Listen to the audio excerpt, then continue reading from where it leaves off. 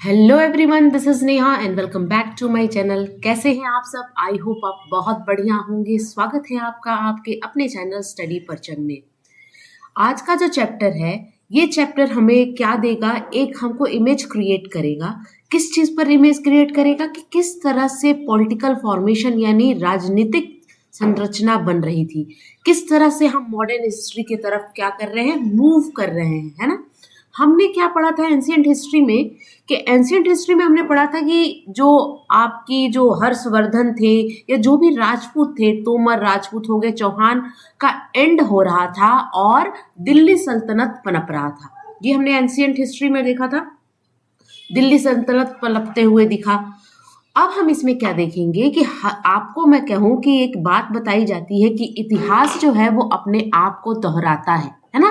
तो इतिहास अपने आप को दोहराता है तो हर चीज का पतन होता है और एक नई चीज का उदय होता है। तो अब यहाँ पे इस चैप्टर में आपको देखना पड़ेगा कि 18th सेंचुरी पॉलिटिकल फॉर्मेशन में आपको देखना ये है कि किस तरह से आप अभी तक क्या आप देख रहे थे कि मुगल बहुत पीक पर थे। मुगल ने बहुत ज्यादा साम्राज्य अपना बढ़ा लिया था, है ना। बाबर से लेके अगर हम औरंगजेब तक की बात करें तो बहुत बड़ा साम्राज्य उन्होंने क्या कर लिया था, विकसित कर लिया था। लेकिन क्या होता है ना कि हर समय एक जैसा नहीं रहता है। जिस तरह आपने देखा था कि जो बड़े बड़े राजपूत थे, चाहे वो आप हर्षवर्धन की बात करें, तोमर की बात करें, चौहान की बात करें, उनका पतन हुआ, है ना। उनकी जो सेंटर पावर थी वो जब वीक होती है ना, तो छोटे छोटे राज्य जो होते हैं, छोटे छोटे जो रीजन होते हैं, वो अपने आप को विकसित करना, अपने आप को इंडिविजुअल स्टेट के रूप में क्या करते हैं, विकसित करते हैं। तो आपको यहाँ पे इस चैप्टर में देखने को मिलेगा कि मुगल का एंड होता है ना। किस तरह से मुगल का एंड होता है, what is the reason behind it, किस कारण से मुगल का एंड हुआ, है ना। और क्या देखोगे आप कि किस तरह से जो छोटे छोटे राज्य हैं, है ना, जो इंडिपेंडेंट के लिए लड़ रहे हैं, या जो लोग मुगल के अंदर में थे, जो मुगल के साथ में थे, वो भी अपने मुगल्स को अपने आप से क्या कर रहे हैं, सेपरेट कर रहे हैं, सेग्रीगेट कर रहे हैं, है ना। तो ये चीज आपको देखने को मिलेगी।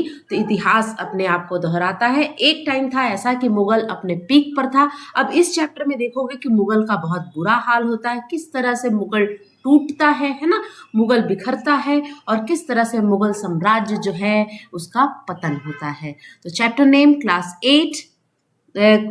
7 history, chapter 8 18th century political formation, 18वीं सदी राजनीतिक संरचना में हम आज देखने वाले हैं, है ना। तो अगर आप चैनल पे नए हैं तो प्लीज चैनल को सब्सक्राइब कीजिए और बेल आइकन दबाइए, जिससे आपको नए वीडियो के नोटिफिकेशन मिलेंगे।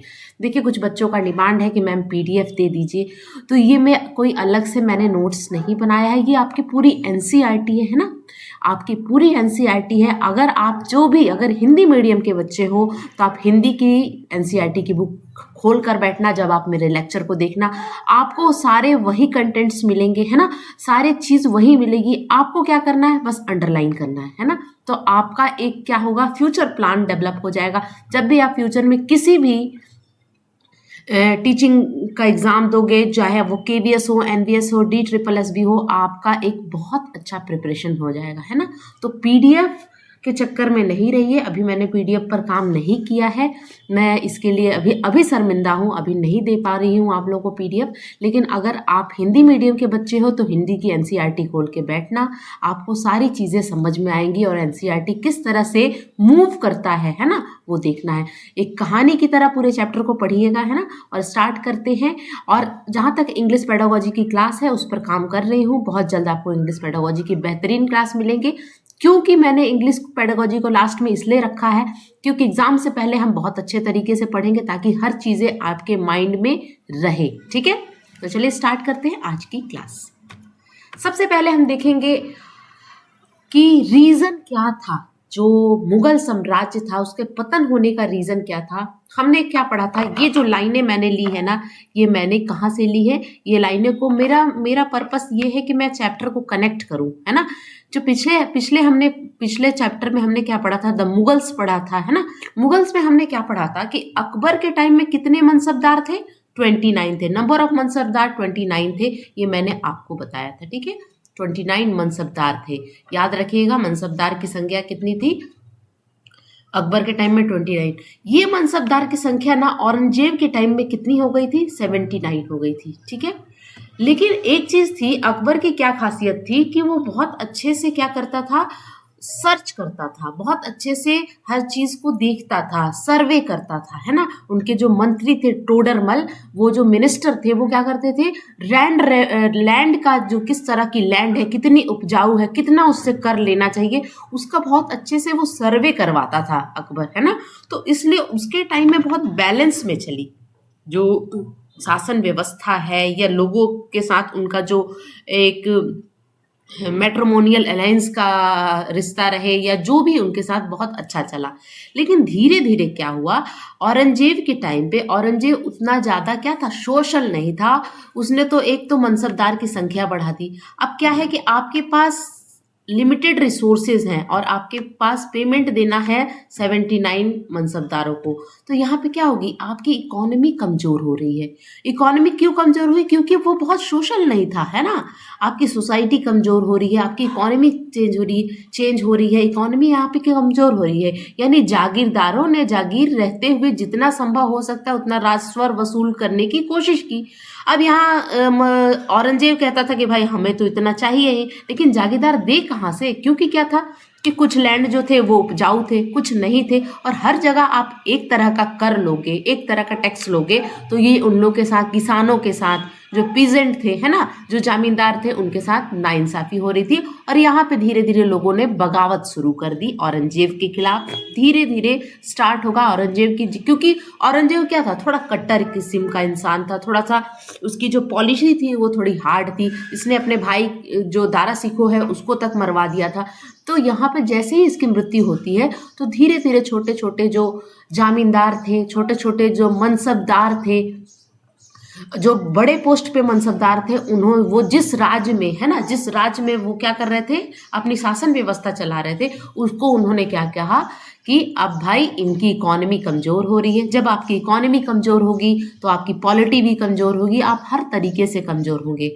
अगर सेंट्रल पावर आपका मजबूत है तो मजाल नहीं है कि जो आपका स्टेट पावर है कुछ भी कर सके। लेकिन आपका सेंट्रल पावर, अगर आपका प्रधानमंत्री कमजोर है, तो आप उस देश में छोटे छोटे विद्रोह होंगे। ये आपने अभी एग्जाम्पल देखा है, आपने श्रीलंका में भी देखा है, आपके पास बेस्ट एग्जाम्पल है। श्रीलंका में राष्ट्रपति कमजोर, वहां पे बगावतें हुई, वहां पे राष्ट्रपति भवन में लोग घुसे। दूसरी जगह आप क्या देखोगे कि आपने पाकिस्तान में भी वही हाल देखा है ना, आपने बांग्लादेश में भी वही हाल हुआ। इसलिए अगर आपको शासन चलाना है पूरे देश में, तो आपका हमारे देश में दिल्ली की सरकार मजबूत होनी चाहिए।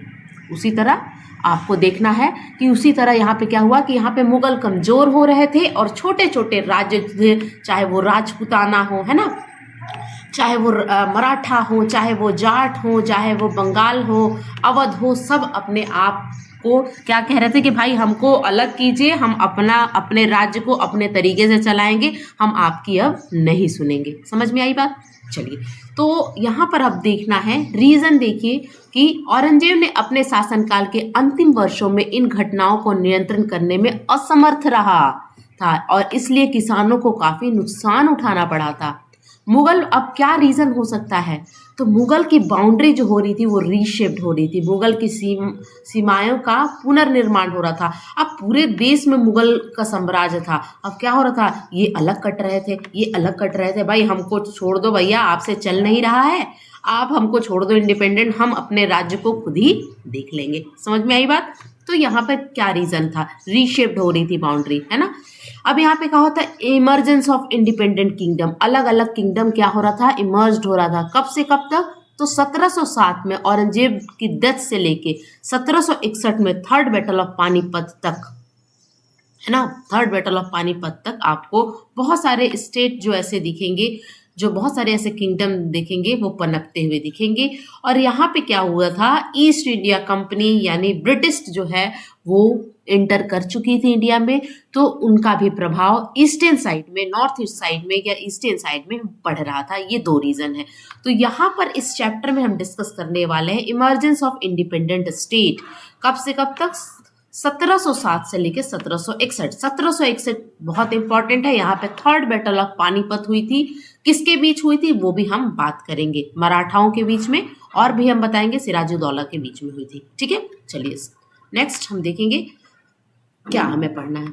अब हमारा जो पहला टॉपिक है, आपकी एनसीईआरटी बोलती है the crisis of empire and the later Mughals. Crisis का क्या कारण था, क्यों मुगल साम्राज्य का पतन हुआ, क्यों मुगल साम्राज्य टूट रहा था, वो आप देखिएगा। The Mughal empire reached the highest of its success and started facing variety of crisis towards the closely year of the 17th century. यानी एक समय था जब मुगल साम्राज्य कहाँ था, एक पीक पर था, एक चोटी पर था, और क्या हुआ, धीरे धीरे किस तरह से उसका क्या हुआ, उसको फेस करना पड़ा क्राइसिस। उसके पीछे 2-3 रीजन आप यहाँ पे देख लीजिएगा, 3 रीजन डिस्कस करेंगे। पहला रीजन है Aurangzeb had deplete the military and financial resources on his empire by fighting a long war in Deccan. यानी पहला रीजन क्या माना जाता है मुगल साम्राज्य में क्राइसिस का, और लेटर मुगल जो आए थे, लेटर मुगल हम किसके कहते हैं, जो बाद में जो मुगल आए थे, बाद में मुगल जो हुए औरंगजेब के बाद जितने भी आए, हम अभी नाम डिस्कस करेंगे, वो बहुत कमजोर थे, है ना, उनको शासन चलाने आया नहीं। ठीक है, तो यहाँ पे सबसे पहला है कि इतना ज्यादा वो लड़ाई लड़ चुका था औरंगजेब, है ना। औरंगजेब ने दक्कन में एक लंबा युद्ध लड़कर अपने साम्राज्य के सैन्य और वित्तीय संसाधनों को समाप्त कर दिया। सैनिक भी समाप्त हो गए, और जो आपके पास रिसोर्सेस थी, जो आपके पास पैसा था, वो भी खत्म हो गया। अब क्या होता है, आप जब लंबी लड़ाइयाँ लड़ोगे ना, तो आपकी इकोनॉमी कमजोर होगी, क्योंकि क्या है, जो आपके पास फिक्स है, लिमिटेड रिसोर्सेस है, उसी का यूटिलाइज करके ना आप लड़ाई लड़ रहे हो, तो जितने भी सैनिक थे वो तो कमजोर हुई ही, समाप्त हुई ही, साथ में वित्तीय, यहाँ पे इकोनॉमी की बात हम कर रहे हैं ना, फाइनेंशियल रिसोर्सेस की बात कर रहे हैं, वो समाप्त हो गया था। तो पहला रीजन, बहुत लंबी लड़ाइयाँ लड़ने के कारण, एक लंबा युद्ध लड़ने के कारण सैनिक भी खत्म हो गए थे और वित्तीय संसाधन भी खत्म हो गए थे। दूसरा देखेंगे, break down of efficient administration. यानी एडमिनिस्ट्रेशन, अगर आपको बहुत बड़ा साम्राज्य चलाना है तो आपका एडमिनिस्ट्रेटिव पावर जो होना चाहिए ना, वो बहुत स्ट्रांग होना चाहिए, बहुत ही अच्छे से होना चाहिए, है ना, बहुत ही अच्छे प्लान्ड वे में होना चाहिए।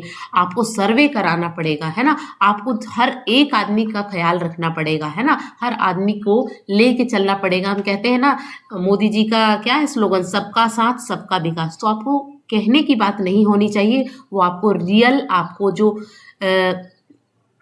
रियल जो प्रैक्टिकल वे में भी आपको वो शो करना पड़ेगा, तभी जनता आपके साथ होगी। ठीक है, तो यहाँ पे break down of the efficient administration, mansabdar become more powerful. अब क्या है, मनसबदार थे, है ना, मनसबदारों को एक अपना एरिया मिला था, जिसमें हम फेमस मनसबदार के नाम लेते हैं तो मानसिंह का लेते हैं, है ना, अकबर के शासन काल में।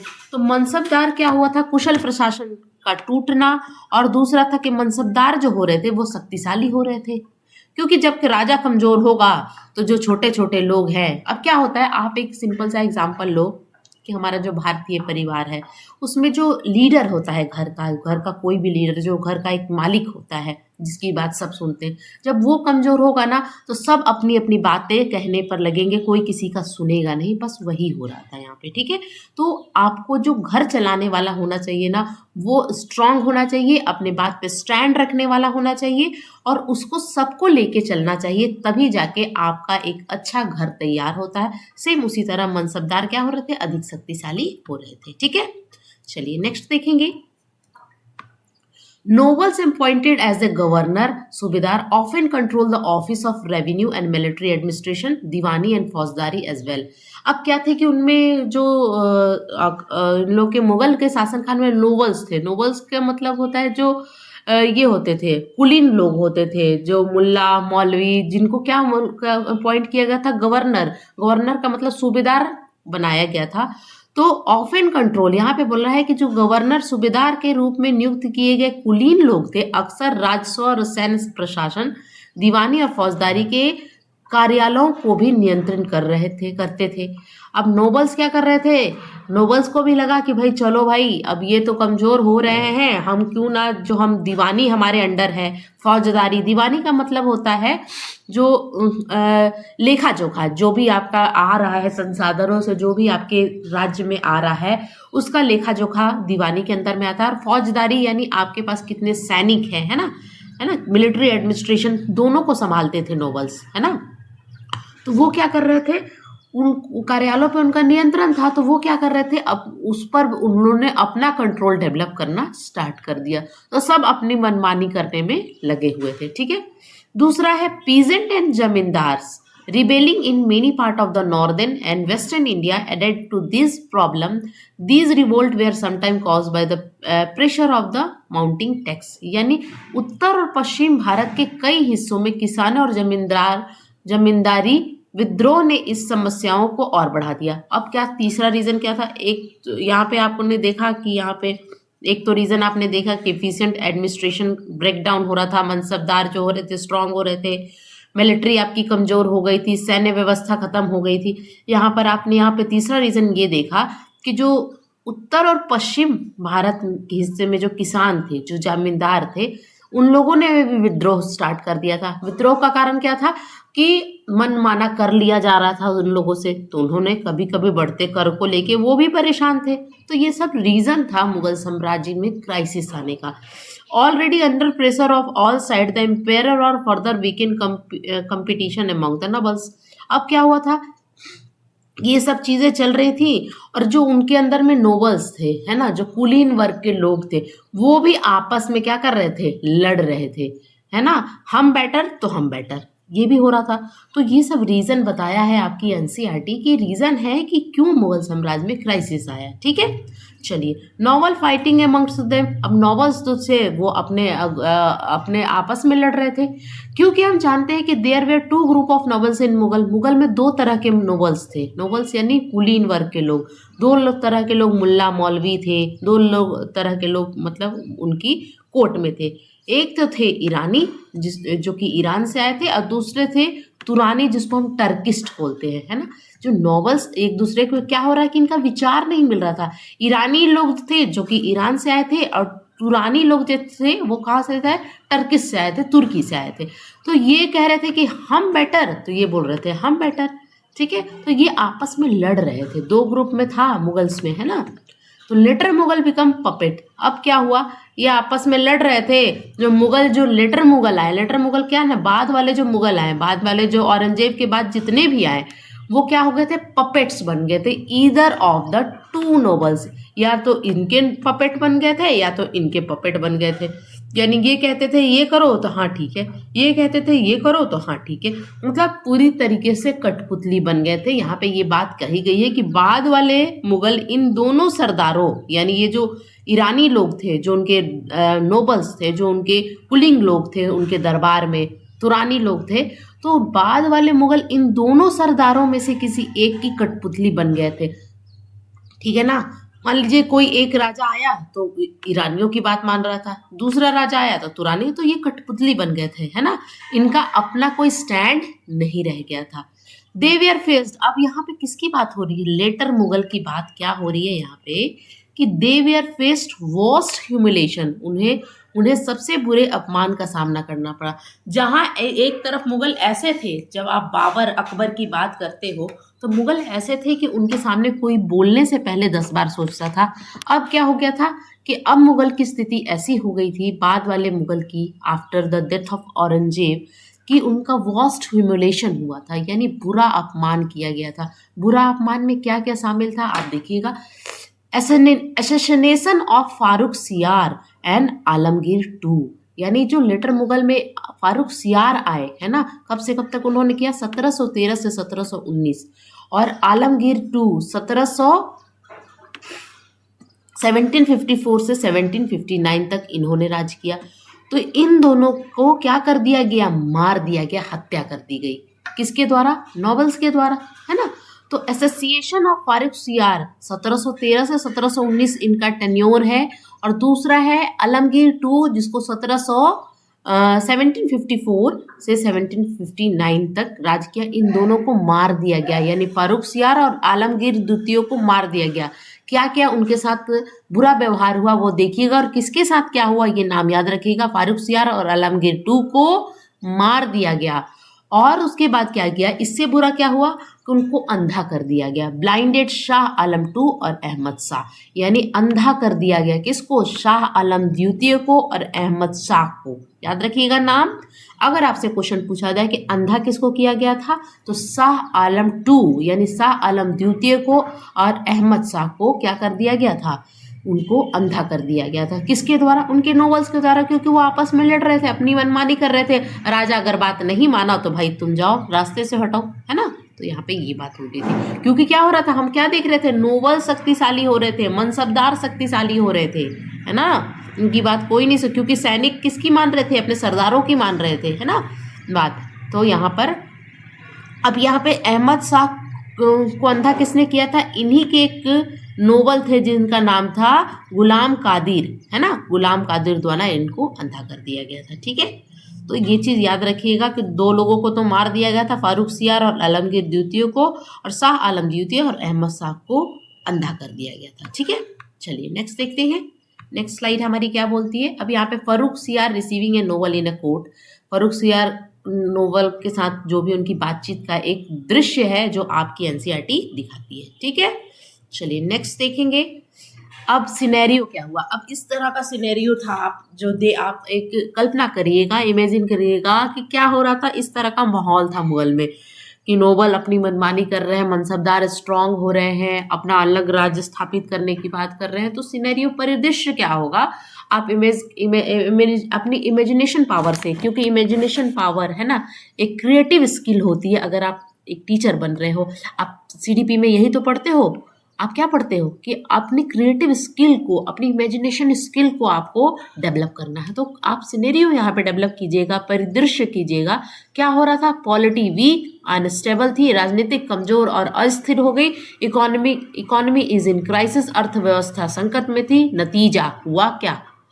यहाँ पर आपको देखना है कि जब आपकी पॉलिटी कमजोर हो गई, अनस्टेबल होगी, तो आपकी इकोनॉमी भी कमजोर होगी। तो ये दोनों संकट आ गए थे मुगल पे। तो होगा क्या? तब क्या होगा? अब यहाँ पर आपको एक चीज और देखिए कि जब आपका सेंटर पावर वीक होता है तो एक और रीजन होता है। जब आपका सेंटर पावर वीक होगा, देखोगे कि राजा सही नहीं है, पॉलिसियां सही नहीं है, तो विदेशी आक्रमण होंगे आप पर, क्योंकि यहाँ पे ना पैसा है, ना पॉलिसी है, कुछ भी नहीं कर पा रहा है, ना इनकी सैनिक इनके कंट्रोल में है ना। आपने पाकिस्तान में देखा होगा, है ना, कि सैनिक कंट्रोल में नहीं है, सैनिक अपनी मनमानी कर रहे हैं, है ना।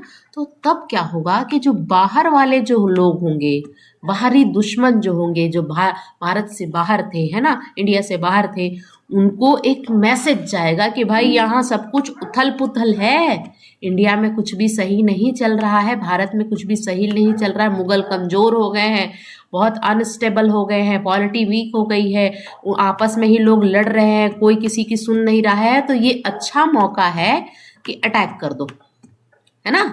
तो ये हुआ, आउटकम क्या निकला, नतीजा क्या निकला? This was the message to Nadir Shah, Iranian ruler. ये मैसेज गया नादिर शाह को। नादिर शाह का इमेज है यहाँ पे, आप देख सकते हैं कि घुस जाओ, घुस के लूटपाट कर लो। ही प्लंडेड Delhi in 1739, very important date है, याद रखिएगा। 1739 में नादिर शाह ने दिल्ली पे प्लंडिंग किया था, है ना। He plundered Delhi in 1739, battle of Karnal between Nadir Shah and Mughal ruler Mohammad Shah Rangila. यानी अब क्या हुआ, 1739 आते आते नादिर शाह नाम का ईरानियन रूलर था, उसने दिल्ली पर आक्रमण किया, दिल्ली को लूटा, और यहाँ पे एक लड़ाई लड़ी गई जिसको हम बोलते हैं बैटल ऑफ करनाल। याद रखिएगा 1739 में बैटल ऑफ करनाल हुआ था। किसके बीच हुआ था? नादिर शाह और मुगल रूलर उस टाइम के कौन थे? मोहम्मद शाह रंगीला। जहाँ पे मोहम्मद शाह रंगीला की हार होती है और नादिर शाह जीतता है और लूटपाट मचाता है और इंडिया से पैसे लेके चला जाता है। क्योंकि इंडिया को हम क्या बोलते हैं? सोने की चिड़िया। सोने की चिड़िया क्यों बोलते हैं? क्योंकि यहाँ बहुत सोना था। सोने के पीछे रीज़न भी मैंने आपको जब एंशिएंट हिस्ट्री पढ़ाई थी तो बताई थी कि यहाँ पर क्या होती थी, मसालों की खेती बहुत अच्छी होती थी। बाहरी लोग आते थे, मसाले ले जाते थे और बदले में सोने चांदी दे जाते थे। अगर आपने मेरी एंशिएंट हिस्ट्री की क्लास देखी होगी तो उसमें मैंने आपको बताया है ना। अब यहाँ पे क्या हुआ, नादिर शाह तो लूट बांट के ले गया। फिर और लोगों को भी यहाँ पे इंस्पिरेशन मिला कि अरे यार नादिर शाह लूट के आया, चलो हम भी अब आक्रमण करते हैं, पैसा बहुत है भारत के पास। तो इस आर्थिक और राजनीतिक संकट के बीच ईरान के शासक नादिर शाह ने 1739 में दिल्ली शहर को लूटा और भारी मात्रा में धन लूट ले गया। ठीक है, अब क्या हुआ, अब देखिएगा, कहानी देखिएगा, आप इमेजिनेशन पावर अपनी डेवलप कीजिए। जो मैं पढ़ा रही हूँ उसको आप अपने इमेजिनेशन पावर से आप एक इमेज क्रिएट कीजिएगा कैसे कैसे चल रही है पूरी स्टोरी, है ना। इसके आक्रमण के बाद अफगान शासक अहमद शाह अब्दाली ने लूटपाट की एक श्रृंखला शुरू की, जिसने 1748 और 1761 के बीच उत्तर भारत में 5 बार आक्रमण किया। इसके बाद अहमद शाह अब्दाली आया, है ना। अहमद शाह अब्दाली और मराठों के बीच में आपकी पानीपत की तीसरी लड़ाई हुई थी, याद रखिएगा 1761 ईस्वी में, है ना। तो यहाँ पर पानीपत की तीसरी लड़ाई हुई। मैं एक बात आपको बता दूं कि मैं I am a science background student, मैं साइंस बैकग्राउंड की स्टूडेंट रही हूँ। मेरी पूरी एजुकेशन जो हुई है वो साइंस बैकग्राउंड में हुई है, बट मुझे हिस्ट्री या सोशल साइंस में बहुत इंटरेस्ट रहा है, इसलिए मैं आपको सोशल साइंस पढ़ा रही हूँ और आगे भी इसी तरह के बेहतरीन क्लास में आपको देते रहूँगी, है ना। तो आप पूरी सीरीज़ में अगर बने रहिएगा तो आपको बहुत ज़्यादा बेनिफिट होगा। आगे भी मैं कोशिश करूँगी जो स्टेट रिलेटेड आपके एग्जामिनेशन आते हैं उससे भी रिलेटेड वीडियो मैं बनाऊँ, उससे रिलेटेड कंटेंट्स मैं तैयार करूँ। बहुत जल्द नेक्स्ट सीटेट में आपको CDPV की क्लास देखने को मिलेगी, क्योंकि अभी मेरे पास टाइम की कमी है इसलिए मैं CDP की क्लास नहीं ला रही हूँ। कोशिश करूँगी हिंदी और इंग्लिश पेडागोजी पढ़ा दूँ ताकि SST के साथ साथ आपका वो भी कवर हो जाए, ठीक है। तो चलिए स्टार्ट करते हैं। यहाँ पे आपको देखना है कि 1748 से 1761 के बीच में उत्तर भारत में 5 बार आक्रमण किया। किसने किया? आपको अहमद शाह अब्दाली। तो अहमद शाह अब्दाली और मराठों के बीच में 1761 में पानीपत की तीसरी लड़ाई हुई थी, याद रखिएगा, ठीक है।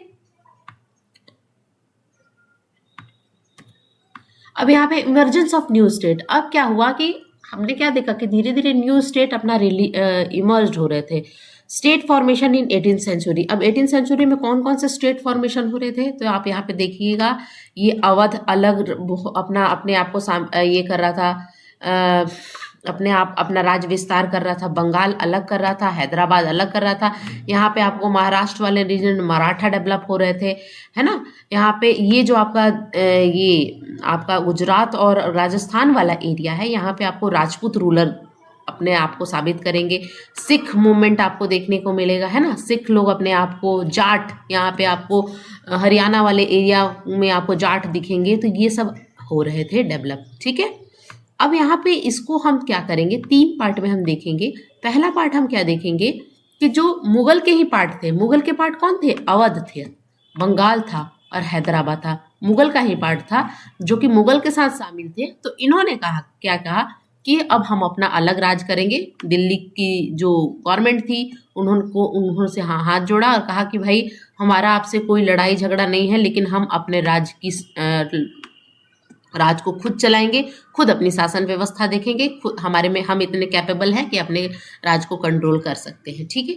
उसके बाद यहाँ पर आपको दिखेगा वतन जागीर की अगर हम बात करें तो जो राजपूत शासक थे, जो कि मुगल के साथ मैट्रिमोनियल अलायंस के साथ कनेक्टेड थे, ये भी आप यहाँ पे कहेंगे कि भाई हमको अपना वतन जागीर दे दीजिए, हम अपने वतन जागीर के खुद देखभाल कर सकते हैं। लेकिन आपको यहाँ पर दिखेगा कि कुछ ऐसे थे, हाँ, आपको कुछ ऐसे दिखेंगे जैसे आपको यहाँ पे सिख दिखेंगे, आपको यहाँ पे मराठा दिखेंगे, यहाँ पे जाट दिखेंगे। ये लोग कभी भी मुगल के साथ नहीं जुड़े थे, इन्होंने मुगल के साथ हाथ नहीं मिलाया था और ये यहाँ पे इंडिपेंडेंट की लड़ाई लड़ेंगे कि अब तो आप कमजोर हो गए हो, अब हमारा अपना राज्य चलेगा, ठीक है ना। तो यही चीज पूरे आपको एक एक करके पूरे आपको पढ़नी है, ठीक है। नेक्स्ट देखिएगा। मुगल सत्ता के पतन के साथ राजपालों ने अपनी सत्ता को मजबूत किया। मोटे तौर पर राज्यों को 3 अति व्यापक समूहों में विभाजित किया। 3 अति व्यापक समूहों का में क्या, तो आप यहाँ पे देखिएगा, अभी मैंने आपको इस मैप में क्या दिखाया कि जो एक मुगल के अंडर में थे अवध, बंगाल और हैदराबाद, ये तो मुगल के अपने ही थे, है ना। उसके बाद राजपूत लोग थे जो कि मुगल के साथ मैट्रिमोनियल अलायंस में थे, तो एक तरह से माना जा सकता है कि वो मुगल के साथ ही थे, वो अलग हुए। लेकिन कुछ लोग ऐसे थे जो कभी मुगल के साथ नहीं थे, जिसमें सिख, जाट और मराठा की हम बात करते हैं, ठीक है। तो यहाँ पे देखिए कि अवध, बंगाल और हैदराबाद जैसे पुराने मुगल प्रांत, जिन्हें वतन जागीर और कई राजपूत रियासतों जैसे, अब यहाँ पे ये चीज देखना है। एक तो पार्ट ये हो गया आपका पहला पार्ट, है ना, जो कि पुराने मुगल प्रांत थे ये, है ना, ओल्ड मुगल प्रोविंसेस की अगर बात करें तो कौन थे, अवध, बंगाल और हैदराबाद। उसके बाद वतन जागीर से रिलेटेड कई थे, वतन जागीर और कई राजपूत सियासत, ये दूसरा हो गया, जो कि मैट्रिमोनियल अलायंस के साथ जुड़े हुए थे। जैसे स्वतंत्रता प्राप्त करने की बात की कि भाई हमें भी स्वतंत्र कर दीजिए भाई। और अंतिम में आपको मराठा, सिख और जाट जैसे राज्य शामिल थे, जो ये तीसरे थे, जो कि ये मुगल के साथ कभी आए ही नहीं थे। ठीक है, चलिए अब इन्हीं सबको आपको एक एक करके पढ़ना है। ठीक है, चलिए ओल्ड मुगल प्रोविंसेस की बात करें, पुराने मुगल प्रांत, अब एक एक करके पढ़ना है हमें।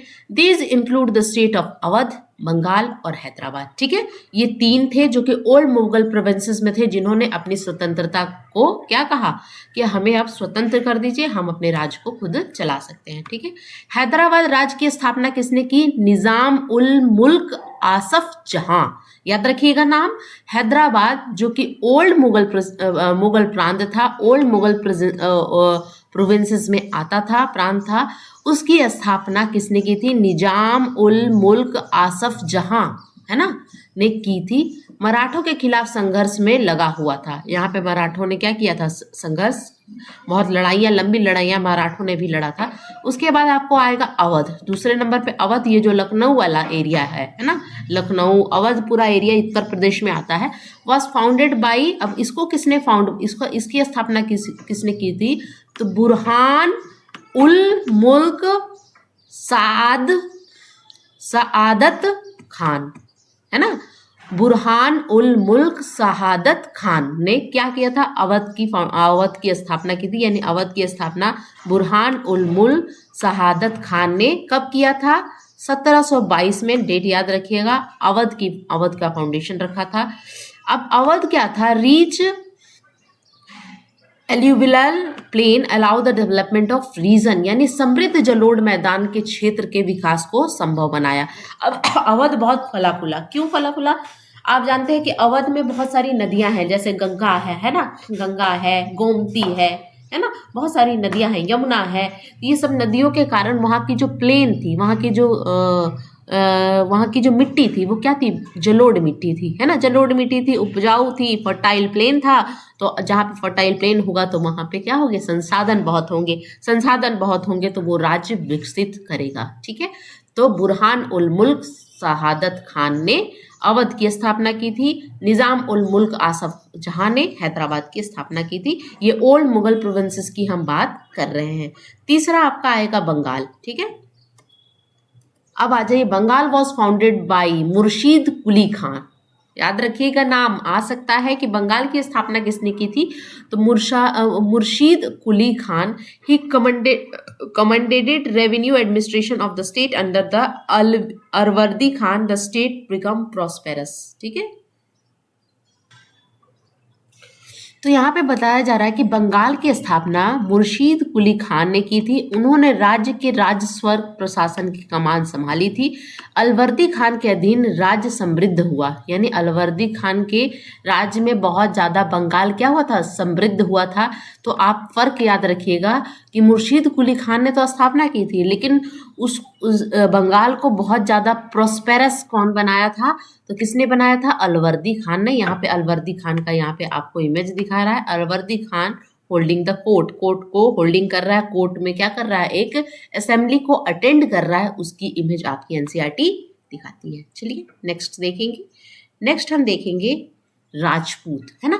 अब यहाँ पे राजपूत की बात हम करें तो many Rajput ruler had accepted the suzerainty of the Mughals, यानी हमने क्या देखा कि बहुत सारे ऐसे राजपूत रूलर थे जिन्होंने एक तरह से आप हम माने कि हथियार डालना, आप बोल सकते हो कि मुगल के सामने उन्होंने हथियार डाल दिया था और कहा था कि ठीक है, जैसा आप कहोगे वैसा हम चलेंगे, हम अपने राज्य में, मुगल ने भी कहा था कि आप अपने राज्य में जैसे राज्य करते हैं कीजिए, लेकिन आपका और हमारे बीच लड़ाई नहीं होगी। तो बहुत सारे ऐसे राजपूत रूलर थे कि जैसे मान लीजिए कि मुगल हुए, है ना, मुगल हुए, है ना। तो मुगल बहुत शक्तिशाली हुए थे, तो राजपूत रूलर ने कहा कि ठीक है, यहाँ पे हम समझौता कर लेते हैं। समझौता कर लिया, सुजर्निटी ऑफ द मुगल, यानी मुगल से समझौता कर लिया और कहा कि ठीक है, हम अपने इन्होंने बोला कि आप अपने राज्य में लड़ाई लड़ो, अपने राज्य में राज्य करो, हम आप पर आक्रमण नहीं करेंगे, साथ ही आपको भी हमारे खिलाफ नहीं जाना। इस तरह का उन्होंने एक मैट्रिमोनियल अलायंस किया, है ना, लड़कियों की शादी करी मुगल में। तो इस तरह से वो एक तरह से समझौता कर लिए। लेकिन यहाँ पे एक बहुत बड़ा नाम आपको देखने को मिलेगा। Mewar was the only Rajput state which defend Mughal authority. Rana Pratap extended the throne at Mewar in 1572। अब यहाँ पर हम महाराणा प्रताप को महान क्यों बोलते हैं? एक तो वो बहुत ज़्यादा शक्तिशाली ब्रेव थे, और दूसरे में उन्होंने कभी भी मुगल के सामने सर नहीं झुकाया था। कुछ राजपूत रूलर के बारे में तो हम ये बात करते हैं कि उन्होंने एक्सेप्ट कर लिया था सुजर्निटी को, उन्होंने मान लिया था कि भाई मुगल के हम अधीन हैं। लेकिन कुछ राजपूत शासक जो थे उन्होंने एक्सेप्ट नहीं की थी, अधीनता को एक्सेप्ट नहीं किया था। उसमें सबसे बड़ा नाम अगर हम ले तो मेवाड़ के राजा थे, जिनका नाम था राजपूत राजा महाराणा प्रताप। ठीक है, मेवाड़ के गद्दी पे कब बैठे थे? 1572 ईस्वी में बैठे थे। With Udaipur and large part of Mewar under his control. इनके कंट्रोल में आपका उदयपुर था, उदयपुर के पास आपको चित्तौड़गढ़ ये सब देखने को मिलेगा, है ना। A series of envoy were sent to the Rana to persuade him to accept Mughal suzerainty but he stood his ground. यानी यहाँ पे कहने का मतलब है कि कई राजपूत शासकों ने मुगलों की अधीनता स्वीकार कर ली थी, लेकिन मेवाड़ एकमात्र राजपूत राज था जिसने मुगलों की सत्ता को चुनौती दी थी। एक तो एक्सेप्ट नहीं की थी, ऊपर से लड़ाइयाँ लड़ी थी इन्होंने। राणा प्रताप 1772 में मेवाड़ की गद्दी पर बैठते हैं और उन्हें उनके नियंत्रण में उदयपुर और मेवाड़ पर बड़ा हिस्सा था। राणा ने मुगलों के अधीनता को स्वीकार करने के लिए मना कर दिया था, और करने के लिए क्या भेजे गए थे? मुगल ने क्या भेजा था? कई दूत भेजे थे, लेकिन वो अपनी बात पर अड़े रहे थे। ठीक है, तो आप ये नहीं कह सकते हैं कि सारे राजपूत एक जैसे थे उस टाइम के। ठीक है, वतन जागीर ऑफ द राजपूत। राजपूत की वतन जागीर क्या थी ये आपको देखिएगा। Rajput king particularly belong to Amber and Jodhpur. अब यहाँ पे दो रीजन की बात की जा रही है। वो राजपूत किंग, वो राजपूत राजा जो कि अंबर से बिलोंग कर रहे थे और जोधपुर से बिलोंग कर रहे थे, ये किसके अंडर में थे? ये मुगल के अंडर में थे। इन्होंने सुजर्निटी एक्सेप्ट की हुई थी, ये राज्य जो थे वो सुजर्निटी एक्सेप्ट कर चुके थे। तो इन्होंने भी अब क्या किया, जब मुगल की सत्ता कमजोर हुई तो इन्होंने भी क्या किया कि भाई अब हमको अपना राज्य को इंडिपेंडेंट रूप से चलाने के लिए छोड़ दीजिए। तो मुगलों के अधीन सेवा की थी। अब इन्होंने क्या की थी? मुगलों के अधीन सेवा की थी। सेवा का मतलब कि उन्होंने सुजर्निटी एक्सेप्ट की थी, उन्होंने स्वाधीनता एक्सेप्ट की थी। बदले में उन्होंने अपने वतन जागीर की काफ़ी स्वायत्ता का आनंद लेने की अनुमति थी। अब कि उन्होंने क्या किया था कि ठीक है, आप ना राजा तो अपने मुगल ने बोला था, जब मुगल स्ट्रांग थे तब की बात है, कि ठीक है आप हमारे खिलाफ नहीं लड़ोगे, आप अपने राज्य में अपने अपने तरीके से जी सकते हो, ये मुगल ने कहा था। लेकिन अब यहाँ पे क्या है कि यहाँ पे इन्होंने कहा कि अब पूरी तरीके से ये स्वतंत्रता पाना चाह रहे थे। किसकी बात कर रही है आपकी एनसीईआरटी? हमारी एनसीईआरटी बात कर रही है अंबर और जोधपुर की राजाओं ने, जो कि इन्होंने एक्सेप्ट की थी सुजर्निटी, इन्होंने एक्सेप्ट की थी उनकी स्वाधीनता को। ठीक है, अब जोधपुर के बारे में हम बात करेंगे। क्या है जोधपुर? जोधपुर के राजा का नाम अजीत सिंह, राजा अजीत सिंह मुगल दरबार के गुटबाजी की राजनीतिक में भी शामिल थे। इन्हें पॉलिटी पता थी, ठीक है ना, मुगल दरबार के। तो राजा अजीत सिंह की बात करें, जो कि कहाँ के थे? जोधपुर के। यहाँ पे दो स्टेट की हम बात कर रहे हैं, दो ऐसे जगह की बात कर रहे हैं, अंबर और जोधपुर का जिक्र है। तो सबसे पहले जोधपुर का देखेंगे। जोधपुर के राजा अजीत सिंह मुगल दरबार के गुटबाजी की राजनीतिक में शामिल थे। Raja Ajit Singh of Jodhpur held the governor of Gujarat, यानी जोधपुर के राजा अजीत सिंह को गुजरात के गवर्नर थे। अब कहाँ के गवर्नर थे? गुजरात के गवर्नर थे, है ना, वहाँ का एरिया के सर्वे सर्वा थे ये। ठीक है, अब क्या किया इन्होंने कि Nagaur was conquer and annexes to the house of Jodhpur. अब इन्होंने क्या देखा कि जब मुगल कमजोर हो रहा है तो जो नागौर एरिया था उसको उन्होंने क्या किया? नागौर पर विजय प्राप्त कर उसे जोधपुर के घराने में मिला लिया, है ना।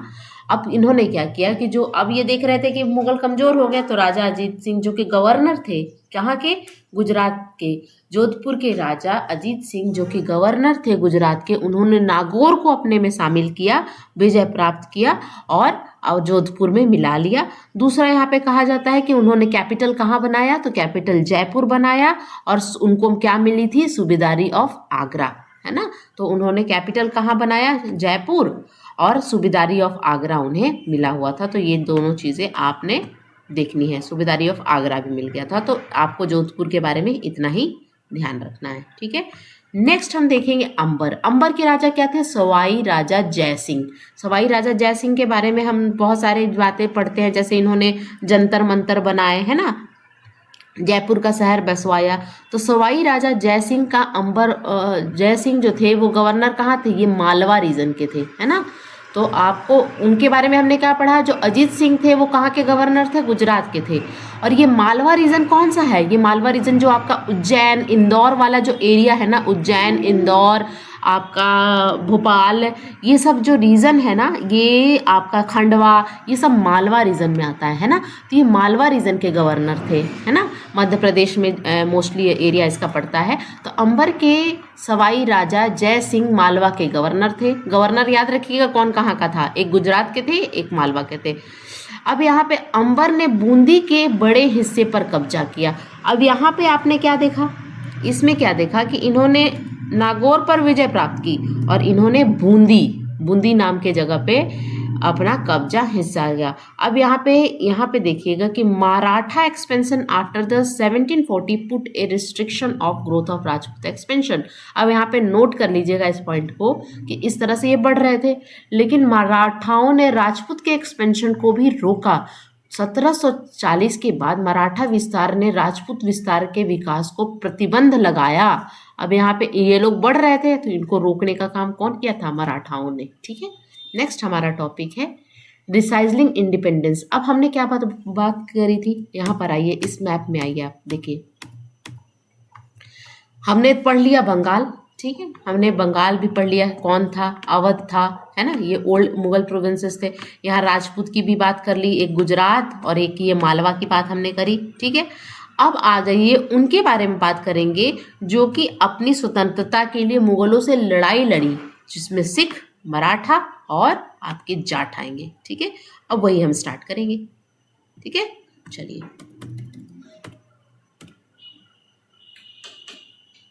द सिख। अब हमने खालसा पंथ की बात करी थी, है ना। खालसा किस लिए बना था, जब आपको हमने क्या बताया था कि जब जहांगीर को ये लगा, जहांगीर जो था मुगल शासक, उसको डर था किससे, सिखों से, कि सिख जो ऑर्गेनाइजेशन है एक बड़ा रूप ले रही है, ये हमारे लिए खतरा है। तो उन्हें गुरु अर्जन देव जी को क्या कर दिया था, मरवा दिया था, है ना, उनकी डेथ करवा दी थी।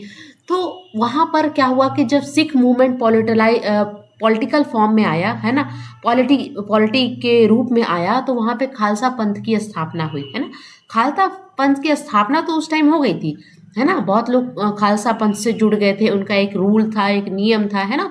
लेकिन खालसा पंथ फला फूला बहुत ज़्यादा कब, तो जब गुरु गोविंद सिंह का टेन्योर आया, जो 10वें गुरु थे, किसके, सिख के, उनके टेन्योर में ये जो खालसा पंथ है वो बहुत अच्छे से फला फूला और उन्होंने बहुत ज़्यादा इसको सपोर्ट किया, ठीक है। तो अगर आपसे पूछा जाए कि खालसा पंथ की स्थापना किसने की है, तो आप गुरु गोविंद सिंह नहीं बताओगे, आप क्या बताओगे कि उन्होंने बहुत ज़्यादा सपोर्ट किया था, ठीक है। ये आपकी एनसीईआरटी बता रही है, मैं अलग से नहीं कुछ बता रही हूँ, ठीक है।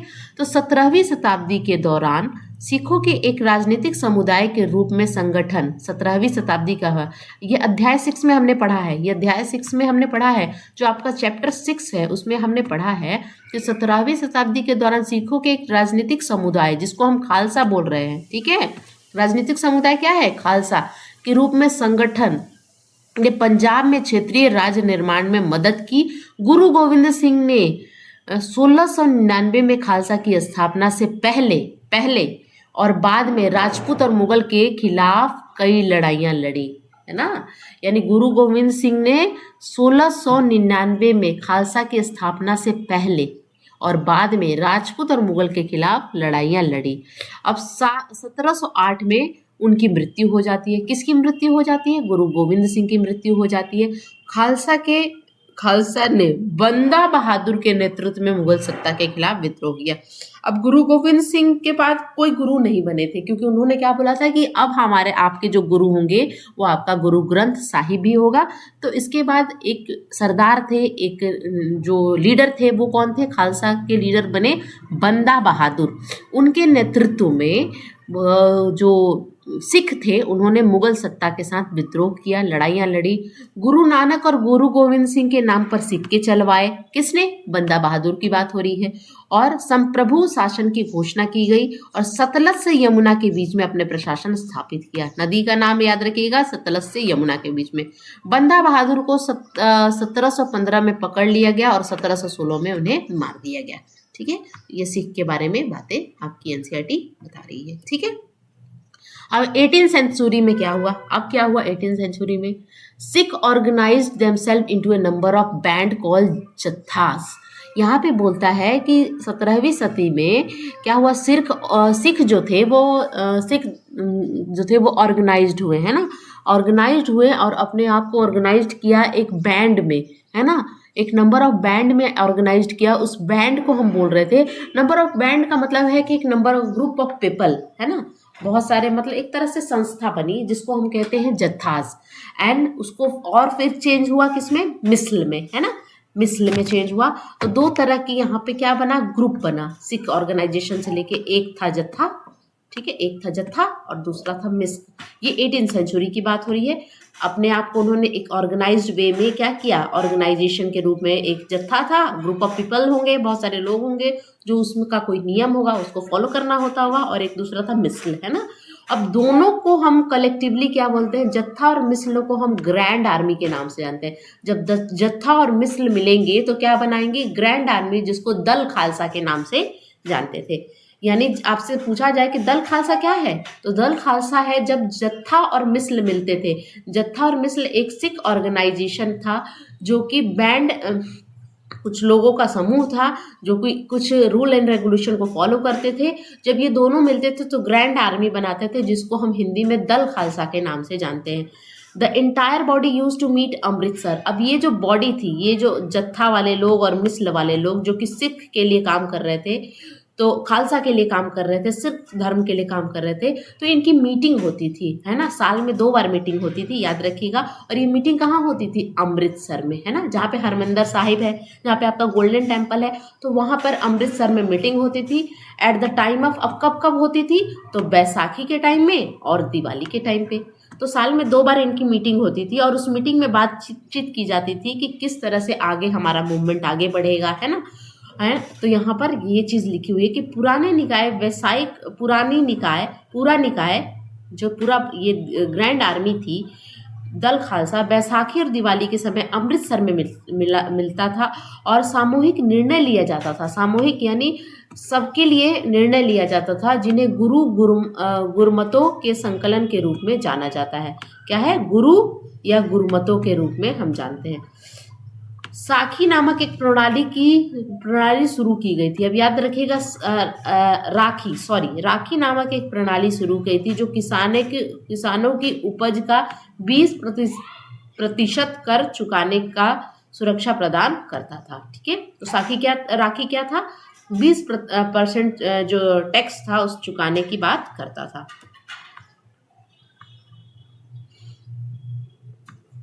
नेक्स्ट आ जाइए, Guru Gobind Singh inspired the Khalsa with the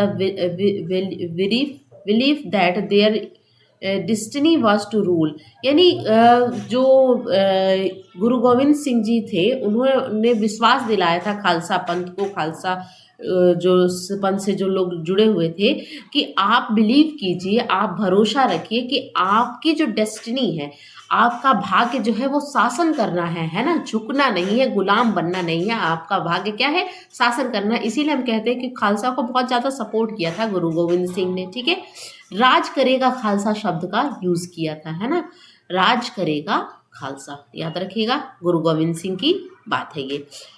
18वीं सदी के अंत में सिख क्षेत्र सिंधु से यमुना तक फैल गया। अब 18वीं सदी में कहाँ से कहाँ तक बैठा, सिंधु से यमुना के तक फैल गया, लेकिन अलग अलग शासकों के अधीन विभाजित था, है ना। उनमें से एक था महाराणा रंजीत सिंह, ने इन समूहों को फिर से एकजुट किया और 1799 में लाहौर में अपनी राजधानी स्थापित की। अब महाराणा रंजीत सिंह की भी नाम सुनते हैं तो अलग दो पंथों में क्या हुआ, अलग अलग पंथों में क्या अलग अलग ऑर्गेनाइजेशन में डिवाइडेड था। तो महाराणा रंजीत सिंह ने सबको एक किया, है ना, सबको एकजुट किया और उन्होंने अपनी राजधानी कहाँ बनाई, लाहौर में बनाई। महाराणा रंजीत सिंह की बात है, ये गुरु गोविंद सिंह का इमेज है, ठीक है, ध्यान में रखिएगा।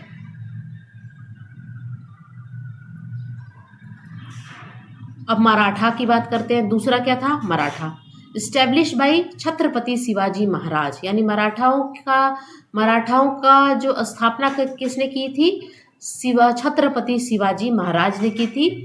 1630 की बात है। And become the stable kingdom with the help of powerful warrior family Deshmukh.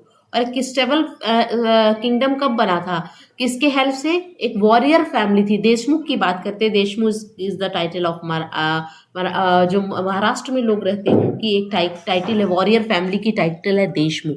तो देशमुख के हेल्प से छत्रपति शिवाजी ने एक स्टेबल किंगडम की स्थापना की थी जिसको हम मराठा कहते हैं। यानी फाउंडर कौन थे, Shivaji Maharaj. Group of highly mobile peasant, है ना। अब यहाँ पे अत्यधिक गतिशील किसान पशुपालक जिसको कुणबी कहते थे, के समूह ने मराठा सेना की रीढ़ थे और बैकबोन थे। अब मराठा सेना की बैकबोन का काम किसने किया, तो किसान पशुपालकों, जिसको हम क्या बोलते थे, कुणबी के समूह ने मराठा सेना की रीढ़ थे, बैकबोन थे। शिवाजी की मृत्यु के बाद मराठा राज में प्रभावी सत्ता चित्पावन ब्राह्मण के एक परिवार के हाथ में थी, जो शिवाजी के उत्तराधिकारी के लिए पेशवा या प्रधानमंत्री के रूप में काम करते थे। अब देखिए यहाँ पे क्या है, जब शिवाजी की मौत हो जाती है तो जो मराठा की सत्ता है किसके हाथ में आ जाती है, चित्पावन ब्राह्मण के हाथ में आ जाती है, जो कि उनके राज्य में प्रधानमंत्री का काम करते थे।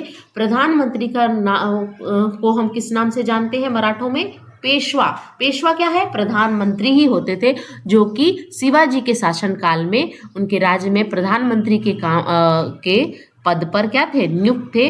तो उनको उत्तराधिकारी बनाया गया शिवाजी का। तो पेशवा क्या थे, जनरली वो ब्राह्मण फैमिली से थे, है ना, वॉरियर नहीं थे, ब्राह्मण फैमिली से थे, उनको सत्ता दे दी गई। तो ब्राह्मण किस तरह के से थे, चित्पावन ब्राह्मण थे पेशवा, है ना। उसमें अब आपको जो आपने देखी होगी जो मूवी आई थी आपकी बाजीराव मस्तानी, उससे आप थोड़ा सा रिलेट करना कि किस तरह से वहाँ पे साम्राज्य विकसित हुआ। अब क्या था कि Poona become the capital of Maratha kingdom. अब मराठा किंगडम का जो कैपिटल था, राजधानी क्या थी, पूना, ठीक है, अभी हम पूना कहते हैं ना, पूना, ठीक है।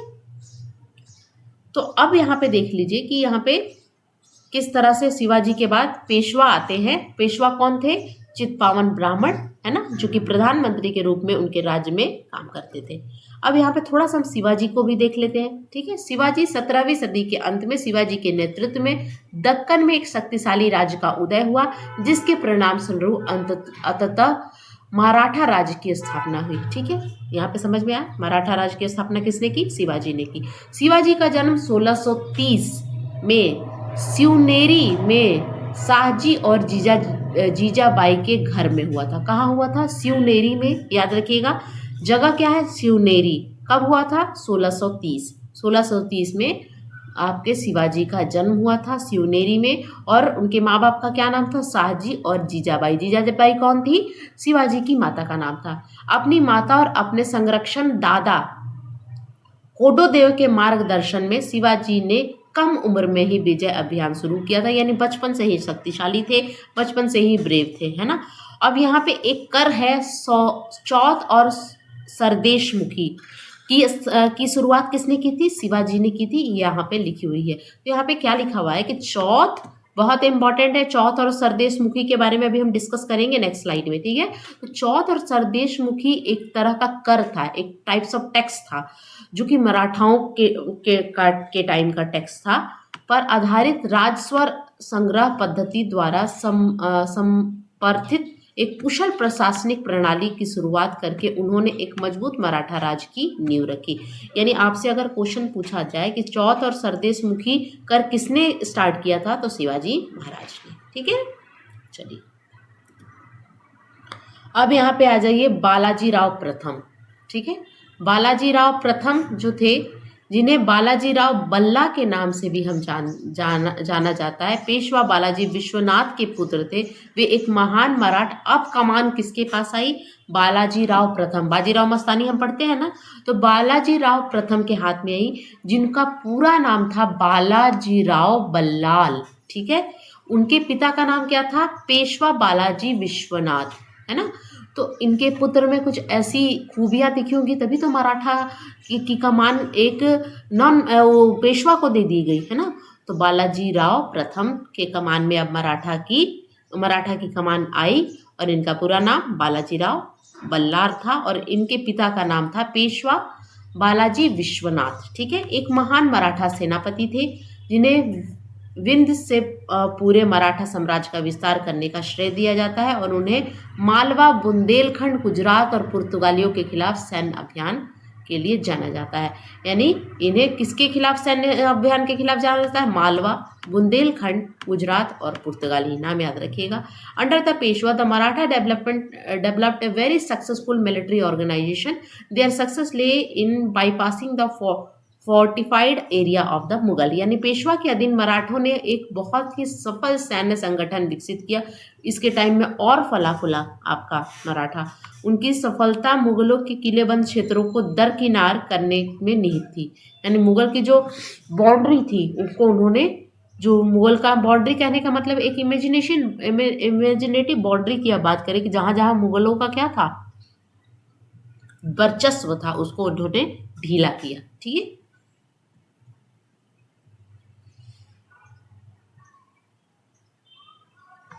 नेक्स्ट देखिएगा। अब यहाँ पे है कि between 1720 to 1761 the Maratha empire expanded. बहुत ज़्यादा 1720 से 1761 में बहुत ज़्यादा क्या हुआ? विकसित हुआ। It gradually chipped away at the authority of the Mughal empire. Malwa and Gujarat were reside from the Mughal by the 1720 and by 1730 Maratha king was recognised as the overlord of the entire Deccan Peninsular. He possesses the right to the Levi, Chauth and Sandeshmukhi in the entire region. यानी यहाँ पे कहने का मतलब है कि 1720 और 1761 के बीच में मराठा साम्राज्य का विस्तार हुआ। इतने धीरे धीरे मुगल साम्राज्य के अधिकारों को धीरे धीरे क्या मुगल कमजोर किया गया, और 1720 में के दशक में मालवा और गुजरात को मुगल से छीन लिया गया, मराठों ने छीना। 1730 के दशक में मराठा राज्य को पूरे दक्कन प्रायद्वीप का मतलब क्या है? जो आप भारत का जो ये वाला एरिया है उस पर कब्जा किया। ठीक है, ये वाला जो एरिया है दक्कन प्रायद्वीप हम कहते हैं। और वहां पर कौन सा कर लगाया गया? चौथ और संदेशमुखी, जिसको इंट्रोड्यूस किसने किया था? शिवाजी ने इंट्रोड्यूस किया था, अभी मैंने आपको बताया। ठीक है, अब इम्पॉर्टेंट है, स्टार मार्क लगा लीजिएगा। चौथ क्या है और सरदेशमुखी क्या है? ये मराठाओं द्वारा लगाया गया कर है। अब क्या है? चौथ क्या है? चौथ 25% of the land revenue claimed by the जमींदार in the Deccan. This was collected by the Maratha. Deccan में ये मराठाओं द्वारा कलेक्ट किया जाता था। 25% of the land revenue है ये, है ना। यानी चौथ जमींदारों द्वारा दावा किए गए भू राजस्व का 25% था। यानी चौथ कितना परसेंट लगता था? 25%। ठीक है, और संदेशमुखी 9 से 10% of the land revenue paid to the head revenue collector in the Deccan. यानी सरदेशमुखी दक्कन में प्रमुख राजस्व संग्रहकर्ता को दिया जाने वाला भू राजस्व का 9 से 10% था। यानी आपको याद रखना है 9 से 10% और 25%। ठीक है, चलिए नेक्स्ट देखेंगे। अब यहाँ पे हम देखेंगे कि किस तरह से मराठाओं का विस्तार हुआ, फिर आपस में भी बहुत सारे मराठा उन्हें एक दूसरे के खिलाफ क्या क्या अभियान चलाया, अलग हुए, वो हम देखेंगे। यहाँ पे एनसीईआरटी बहुत लंबा चौड़ा लिखी है, मैं यहाँ पे हाईलाइट कर दे रही हूँ आपको कि 1737 में दिल्ली पर आक्रमण के बाद मराठा वर्चस्व की सीमा तेजी से बढ़ी, और मराठा बहुत तेजी से बढ़ रहे थे, है ना, जो पेशवा के अंडर में थे। उत्तर में राजस्थान और पंजाब तक, बंगाल और उड़ीसा, और दक्षिण में कर्नाटक और तमिलनाडु, तेलुगु। अब ये राज्य का नाम याद रखिएगा, कहाँ कहाँ उन्होंने अपने देशों तक उन्होंने अनौपचारिक रूप से मराठा साम्राज्य में शामिल नहीं किया था। अब लड़ाई लड़के वो जीत तो चुके थे, लेकिन उन्होंने अनौपचारिक फॉर्मल तरीके से नहीं, मतलब लड़ तो लिया था लेकिन बहुत अच्छी तरीके से शामिल नहीं किया था, लेकिन मराठा प्रभुत्व को स्वीकार करने के तरीके के रूप में उन्हें कर देना पड़ता था।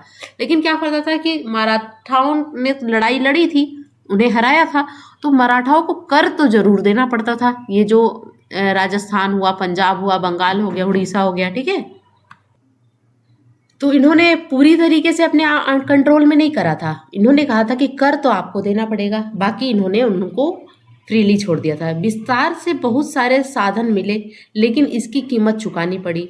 इनके सैन्य अभियानों ने अन्य शासक जो को भी मराठा के प्रति शत्रुता बनाई। अब जो दूसरे मराठा थे, जैसे आपको गायकवाड़ मिलेंगे बड़ौदा में, आपको अभी आप जो सिंधिया है ग्वालियर में, है ना, सिंधिया है ग्वालियर में, फिर आपको बहुत सारे मराठा जो मिलेंगे इधर, आपका मालवा रीजन है, इधर आपको होलकर मिलेंगे, है ना।